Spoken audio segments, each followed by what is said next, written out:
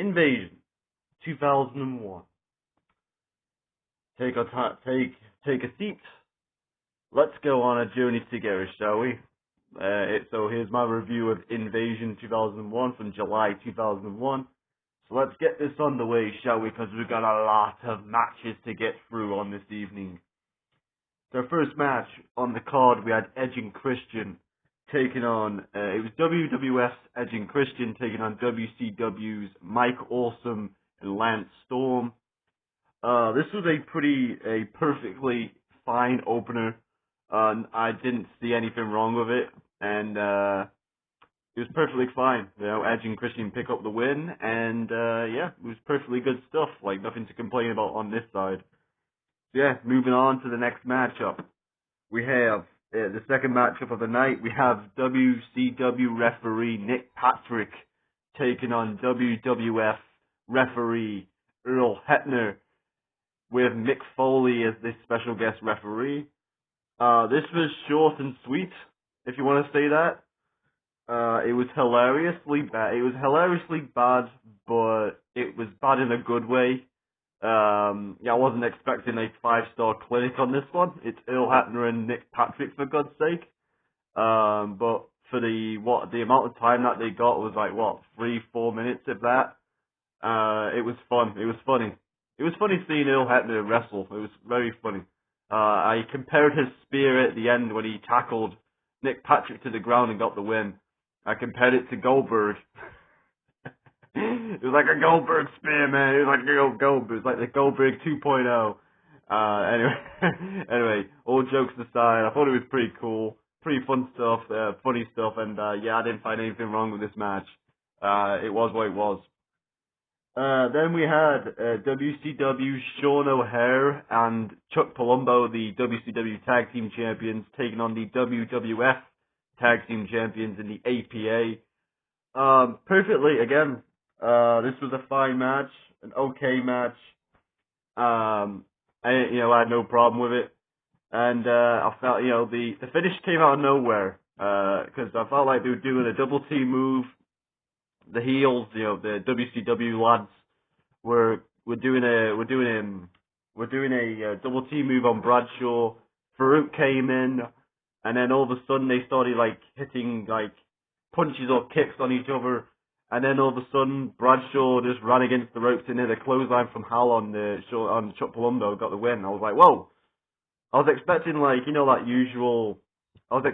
usual moment where one of them chucks Bradshaw into the turnbuckle, and then they run into the turnbuckle, Bradshaw moves, and then they hit the turnbuckle chest first, and then Bradshaw comes off the other ropes and then hits them with a clothesline from Hell. I was expecting that. So, kind of an unexpected, out of nowhere finish, but I liked it. I thought it was fine. Nothing wrong with it. And then the next match. So WWF at this point is 3-0 up, or 3-1 if you want to include the Sunday Night Heat match between Chavo Guerrero beating Scotty 2i, which I don't. So next match we had Billy Kidman, the WCW Cruiserweight Champion, taking on the WWF Light Heavyweight Champion, X-Pac, in a non-title match. Again, perfectly fine match. I didn't see anything wrong with it. No complaints on the air. X-Pac got a lot of heat for being X-Pac. We got the X-Pac heat. A lot of people chanting X-Pac sucks, and Billy Kidman, he got the win with a shooting star press. Nothing much to say about this match. It was pretty decent. I liked it. Oh god, man, we're speeding through this pay-per-view. Then we had Raven, ECW's Raven taking on WWF's Commissioner William Regal. I don't think the styles worked in this match. I was trying to figure out. The crowd seemed bored of this match. The crowd were bored. The crowd did not like this match. The wrestling with Regal, I thought it was fine. The match, the in-ring action with Regal, the things that Regal was doing, I thought was fine. But for some reason, the crowd didn't like it, and it just didn't match up well, I think. But apart from that, I thought the match was completely fine. And then, of course, at the end, Taz came out and got the biggest pop of the night at this point. And Taz cost William Regal the match going into later with Regal's protege to Jerry. So yeah, Raven gets the win here after stealing a victory after Taz comes in and attacks Regal behind the referee's back. It was what it was. Probably the weakest match of the night so far. So if I say so myself. Then we had the WWF's Big Show teaming up with the one Billy Gunn, teaming up with the Intercontinental Champion Albert at the time, which I was very surprised. I must have forgotten that Albert was the Intercontinental Champion around this time. Yeah, they teamed up against Hugh Morris, Sean Stasiak, and Chris Kanyon. This was as I said in my notes, a by the numbers match. And what I mean by that is, it was just there so the WCW, ECW, the Alliance, if whatever you want to call them, could get another win on their belt to equal so that they could be like square equal by the time the main event comes around. Spoiler alert. So yeah, the Alliance get a win on this one. Wasn't really much of a match. It was just there to equal the numbers, as I said. And yeah, it was fine. It was what it was. Then we had Taz versus Tajiri. ECW's Taz taking on WWF's Tajiri. Another fine match. Fine stuff. Saw nothing wrong with the match. It was weird seeing Taz in the ring because I'm so used to him being on commentary, especially with these last couple of reviews I've been doing. So yeah, weird seeing it, and then weird seeing Taz in the ring, and then of course Tajiri sneaks the victory by hitting the green mist on Taz. So that's always fun to see. Tajiri hitting the green mist. So no problem with this match. It reminded me of the old the ECW days where, well, I say it reminded me of the old ECW days. It reminded me of watching some old school ECW stuff. There you go. I fixed it. Anyhow, yeah, that was fine. So I was fine with that. Then came my match of the night. Next up was my match of the night.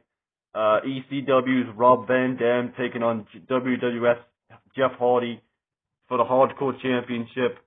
The only title match on this card.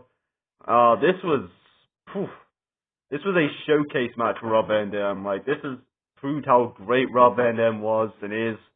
And Jeff Hardy kept up with him, and they kicked the crap out of each other. And Rob Van Dam did his unique style and all that stuff. And I think Jeff was the perfect opponent for Rob Van Dam. And yeah, I got nothing bad to say about this match. It was pretty fucking decent. I loved it. I love this match. It was my match of the night, if I say so myself, and that concludes the main event. So yeah, pretty cool stuff. And Rob Van Dam made a star.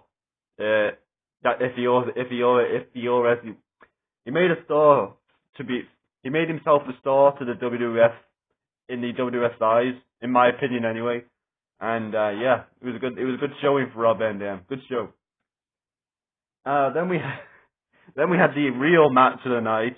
We had the WCW's Tori Wilson teaming up with Stacy Keibler to take on the WWF's Lita and Trish Stratus in the first ever tag team bra and panties match.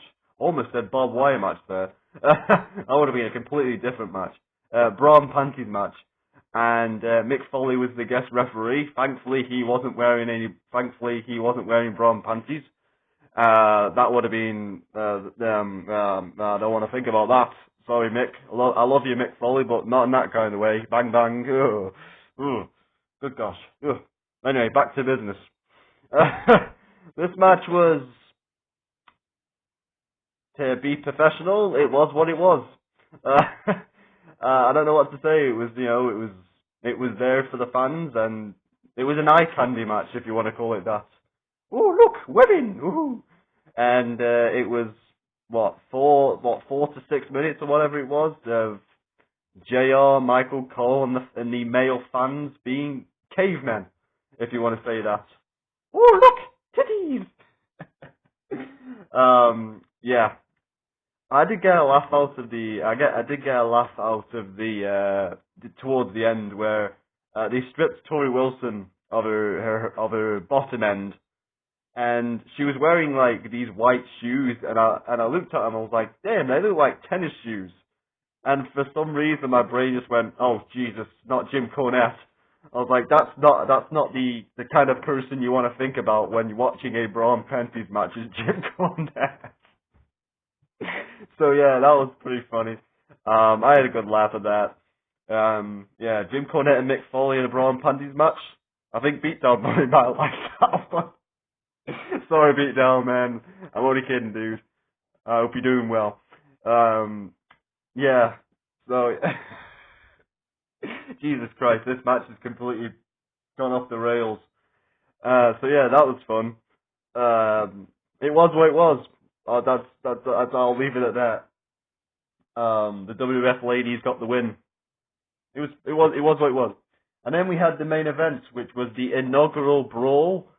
It was WCW's DDP and Booker T and ECW's Rhino and the Dudley Boys taking on the WWF's Stone Cold Steve Austin, Kurt Angle, Chris Jericho, Undertaker, and Kane. In a 5-on-5 brawl, inaugural brawl as it was called. This was as I wrote here, a fun, star-studded main event. Everyone got turns. I was very interested in the DDP Undertaker story because I know it was a crap storyline with the whole like stalker stuff, but it really made me want to see Undertaker kick DDP's ass. And they kept them apart for the most part of this match until they started brawling into the crowd. And then, of course, everyone started brawling then. And yeah, Kane put Devon through tables, and Bubba Ray put Kane through table, and then Rhino got put through a table, and then Kurt Angle was going on a rampage, and Vince and Shane got at it. I got him, yeah. No, you didn't, Vince, shut up. And it all came down to a shocking turn at the end where Stone Cold Steve Austin turns on the Team WWF to join the Alliance and ends up costing Kurt Angle the match.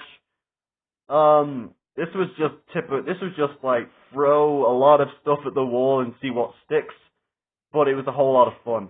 Like, not, I guess at the time it probably wasn't a lot of fun, with the whole like week-to-week television and not making sense and the Alliance and stuff, and not having the marquee names like like a Hulk Hogan or the NWO or Goldberg and Scott Steiner.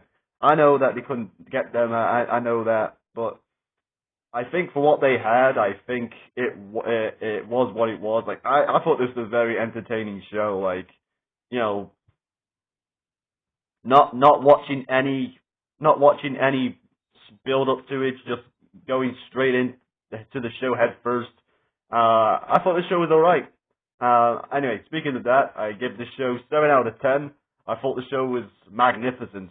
That might be generous to some people, but hell, at the end of the day, if I had fun with it, I had fun with it, but it's not often that, well, I say not often, it's almost a lot, there's a lot of times, but there is a lot of times where I'm like, I go into it like, I don't know what I'm saying here. Basically, what I'm trying to say is, when I looked at the card for Invasion 2001, I was kind of dreading it, because I was like, oh, Nick Patrick versus Earl Hebner, oh, God almighty, this match. And then I was like, when I watched it, I was like, this isn't as bad as I thought it was going to be. It was like, it was the initial dread, and then I was like, okay, it was fine. So, hope you understand what I'm saying there. Anyhow, that's going to be it for now, guys. Hope you enjoyed the review. The next review will be Judgment Day 2004 for the classic pay-per-view reviews. I'll be back later today for maybe a pickup video. Depends if the delivery comes. And also the Monday Night Raw review. But first off, I'm going to get a couple of hours of sleep, and then I'm going to watch Raw, and then those videos will happen. So until then, guys, have a nice night. Enjoy your evenings, and enjoy your. Hope you all sleeping well on this early Tuesday morning. and I'll see you again next time, right here, and I'm out.